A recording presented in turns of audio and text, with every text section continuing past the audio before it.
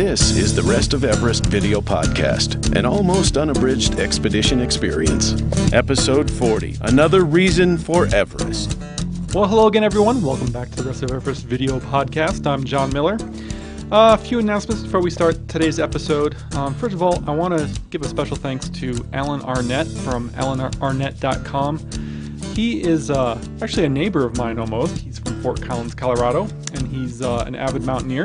And he has been helping me with some technical questions that I've had recently. And I just really want to say thank you to him for some inspiration and some really good advice that he's given me recently. He also has a very comprehensive climbing news website, and I really want all of you to check that out if you can. It's alanarnett.com. That's alanarnette.com. You'll have some really good footage there. Some really good coverage of the upcoming Everest climbing season and then mountaineering in general. It's a very good resource. There's also just a lot of tips and tricks and just background information. Some really cool stuff, so check that out. Today's episode is going to be pretty much all about Richard Dugan, and he was a friend of mine from the Northern Ireland team. You've met him before, and I'm going to refresh your memory a little bit at the beginning of this episode about him, but I'm going to pretty much stay in the background and let him do the talking. This was an interview that I did with him, and I just really wanted to share it with everyone because I'm trying to share other people's experiences at Everest, not just mine and Ben's. And Richard was doing some really cool stuff, and he's a really good friend of mine, so I'm very excited to share all of this with you. Now, real quick before we begin, stay tuned to the end of this episode because I have a little bit of information I want to share with everyone, and we'll do that after today's episode. So let's rejoin Richard at the Russian camp from St. Petersburg. Here we go. All right, so as you may remember from last episode... Can I see his photograph again? Yeah. We came across this cook here at the St. Petersburg camp. His photograph again? Yeah. No, I want to see in your wallet. Your wallet. What? Yes, your camera. Camera. This one? Yes, good. Now, as you may remember, Richard met this fellow at Choyoyu about a year earlier than That's me. that's him. And this is one of the coolest things I've ever seen. Just gives you an idea of the people and how kind everyone is and how sincere. So, Well, the first question I have. So here's Richard. Tell me why you're here and what the special purpose is. Okay, I'm here. I'm an expedition leader for the Northern Ireland team. Basically, we're the first team from Northern Ireland to attempt Mount Everest, and also historically it's the 50th anniversary of the first attempt on Mount Everest, so I'm here for quite a few reasons. Now, you're not a very old guy. Yeah. And you're also fairly experienced. What's it like being 26 and having Everest be, something that you're capable of doing at that age? Okay, to be honest with you, it's incredibly exciting. It's a wonderful opportunity. It's an honour, but at the same time, it's pretty frightening as well. I gained my experience when I was quite young. It all began when I was about 14 years of age. I was inspired by the Duke of Edinburgh Award, and later that led to expeditions across the world. My first expedition was in the Alps. Gained confidence from that, and it led to expeditions in East Africa, South America, North America, and I've been to the Himalayas twice, and here I am today. What's it like? These are all mountains you can't just climb in an afternoon. So what's it like being on these expeditions and being away from home and away from the majority of your friends and family for months at a time? It's tough. Well, at the beginning I chose the team based on ability, experience, and also friendship. So the members of the team, we have a lot in common. At night time we have loads of things to talk about, loads of laughs. But at the same time, you do think about home a lot, especially when times are tough. Times are tough when the weather is tough. You do think about brothers, sisters, mothers and fathers, but today technology is incredible. We have a sat phone, I can pick it up, I can call home when times are going, when times are tough.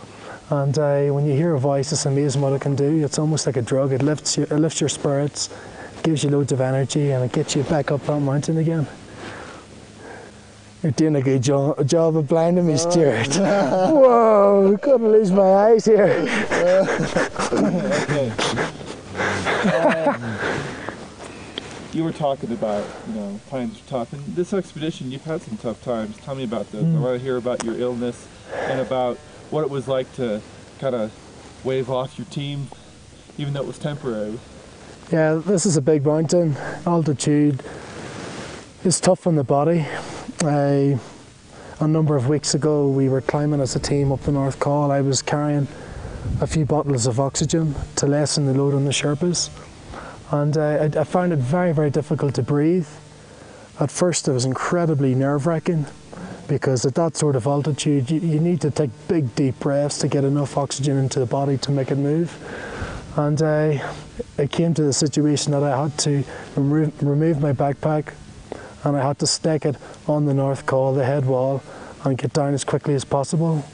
I spoke to my friends for reassurance, and they looked into my throat and they noticed my throat had swollen up pretty bad and was very, very badly infected. So the next day I walked from ABC to base camp as quickly as possible. I needed to see a doctor, and again I found it incredibly hard to breathe. And tell me, I'm sorry to interrupt you, but tell me what was actually happening. You were gasping for air, as I recall. I was gasping for air. My throat had swollen up so much. My windpipe was obstructed. I couldn't breathe properly. And it's the most frightening thing. At sea level, that's frightening. But at an altitude of 7,000 meters, it's even more so. So I come down the glacier by myself, and again, struggling to breathe. I was panicking, to be honest with you, and I went straight to the Royal Navy doctor. He looked into my throat, and yes, I was right. I had tonsillitis, I had laryngitis. It was badly swollen. It was badly infected. There was also quite a bit of pus as well, so he put me onto a course of antibiotics for 7 days, and I've been resting at base camp ever since. Now, this was not a scheduled event. You didn't plan for this to happen, and so you did have a plan, though, of a day that you were all going to go up to ABC, and so the rest of your team carried on without you. You're the team leader. Tell me about that. That was a very, very emotional day for me. To the team, I was positive, I was optimistic. I told them I would be up, I would be joining them in a few days' time. But deep down, I didn't realise this, but deep down, it was incredibly hard for me. I seen the summit drifting further and further away from me. A dream of climbing Everest I've had since the age of 14. Drifting further and further away. But again, the guys reassured me. They said to me, if I remain positive, I'll be back up there in a few days' time. I'm one of those people. I thrive on a challenge, and I know deep down that I will get better and I will get a chance at the summit. Okay, I'm gonna switch tracks here a little bit. You said that you've had a dream of climbing Everest since you were 14, and that you're not afraid of a challenge. I remember talking to you a few days ago, and you said you like hard work. What was it like planning this expedition? This was your idea, and you did, as I understand, most of the logistics, if not all of them. This was your baby, so to speak. Yes. Tell me about what it was like. Okay, this dream I knew was going to happen about 2 years ago. I planned an expedition to Mount Choyo. Mount Choyo, it's the world's 6th highest mountain. It had never been climbed before by anybody in Northern Ireland. Again, back at home, quite a bit of support, which was great, both financial and a lot of encouragement. And I said to myself, if I could stand on the top of the world's 6th highest mountain, why I could stand on the top of the world's highest mountain. So, yes, it was a successful expedition. 2 members of the team got to the top. On the plane home, I said to myself, yep, Everest, let's go for it. And this is only 8 months between now and then. So it was quite a challenge to organise this expedition. It's a huge financial undertaking, and also it's a huge time commitment as well. The logistics behind these sort of expeditions are absolutely huge. But again, people at home, there's people at home to speak to. Dawson Stelfox was very, very helpful at home. He gave me advice, he gave me encouragement. But again, where do you start? There's so many chapters involved in organising an expedition like this. You have to organise tents, you have to organise food, gas, stove, you have to organise your team, which is the most important, medication. It's quite an undertaking. But you were able to pull it off. Yes, I did. It's pretty tough trying to balance 2 jobs, raise funds, and also organise an expedition of this scale. But if there's a will, there's a way. Okay, this might be a little difficult for you, and I apologize for asking. I want some background. You said this is only 8 months after Choyu, and something just terrible happened. You lost one of your best friends. How do you? I want you to tell me about that. Like in the tent just an hour ago. But I also want you to tell me, how do you carry on? How do you then come to Everest with some more friends? Yeah, it's okay. Choyu was quite a trip in a number of ways. We reached the summit, but at the same time, I lost a very, very close friend who I'd known for 4 or 5 years. I'd been on other expeditions with him as well. We had shared a lot together. We had a lot in common. We love mountaineering. We love the outdoors. And I don't like talking about the accident, but it was very, very, very unfortunate, and it was very difficult. It took a long, long, long time to live with it. And in a way, this expedition, it is a dream, but also I know Adam, my friend, I know deep down he's given me thumbs up and saying, Richard, go for it, because he would have been here today if that accident didn't happen. But that's mountaineering. Mountaineering is an incredibly dangerous hobby. No matter how experienced you are, no matter your ability, no matter how skilled you are, accidents happen. Accidents can happen to anyone.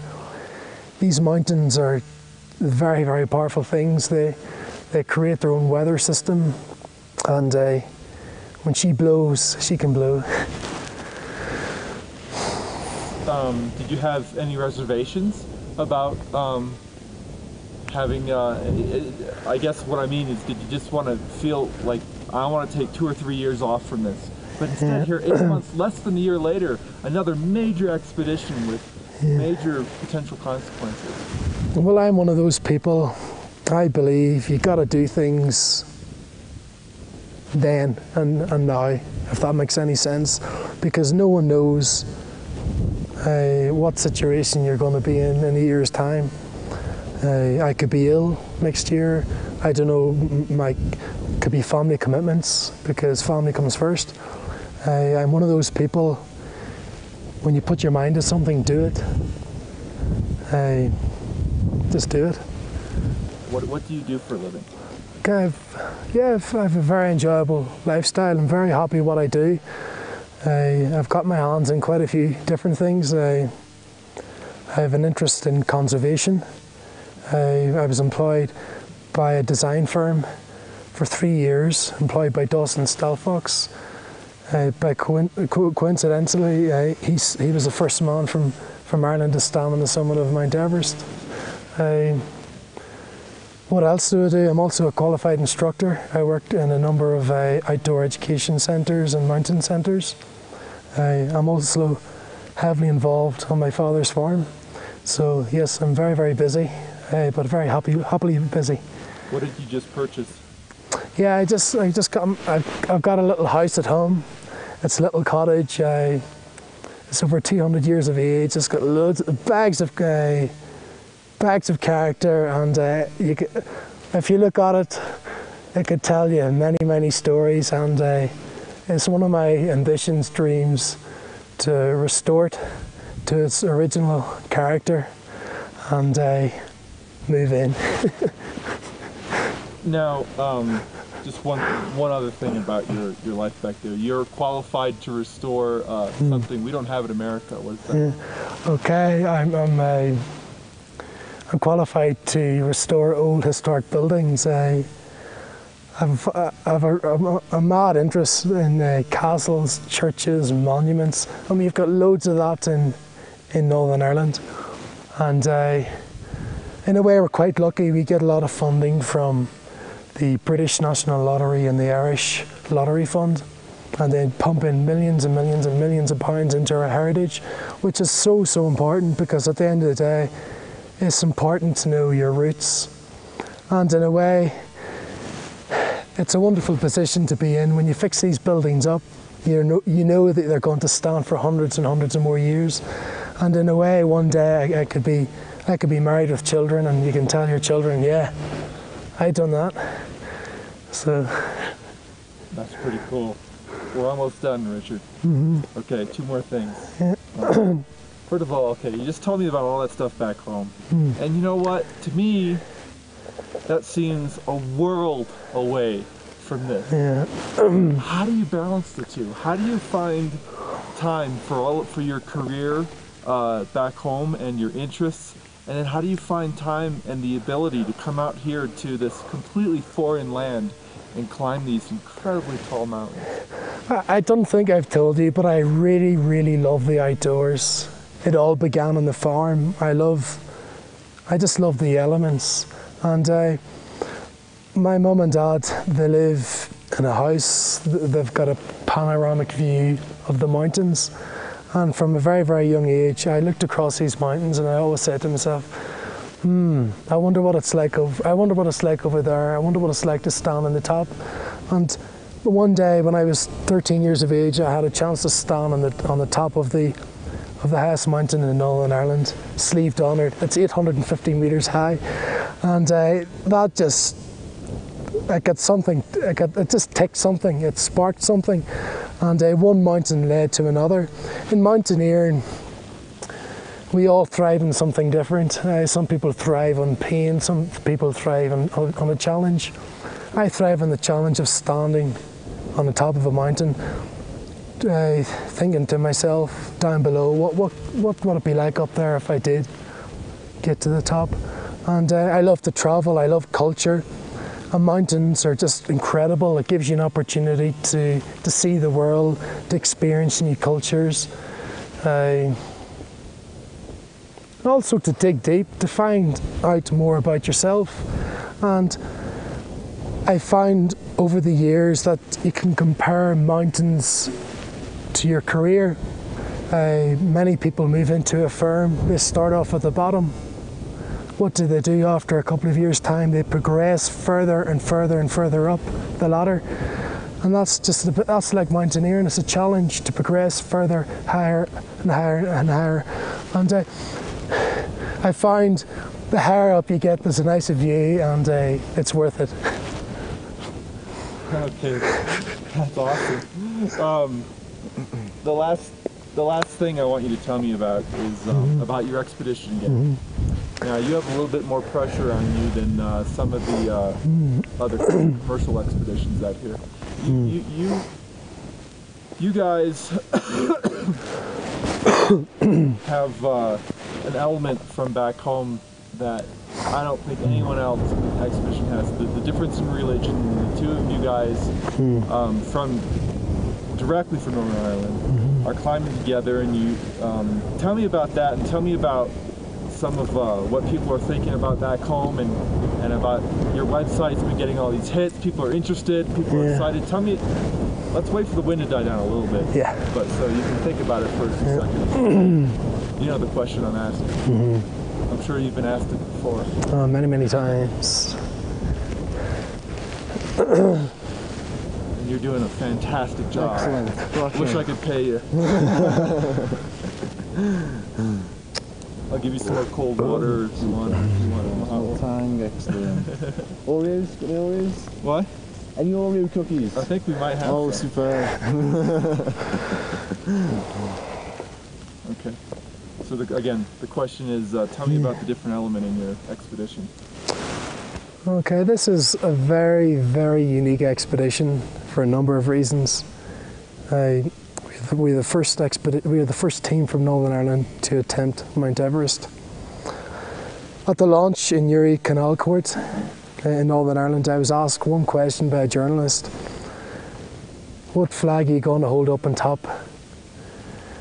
It took me a few seconds to think about that one, because our team is made up of both Protestant and Catholics. That sounds very alien, but in Northern Ireland that means quite a lot. And like I said before, it's a real honour for me to be here to represent the country, but it's also an honour to climb alongside very, very experienced and very decent people. And one of those people in particular, Banjo Bannon, he's a very, very good friend of mine. I've known him for quite some time.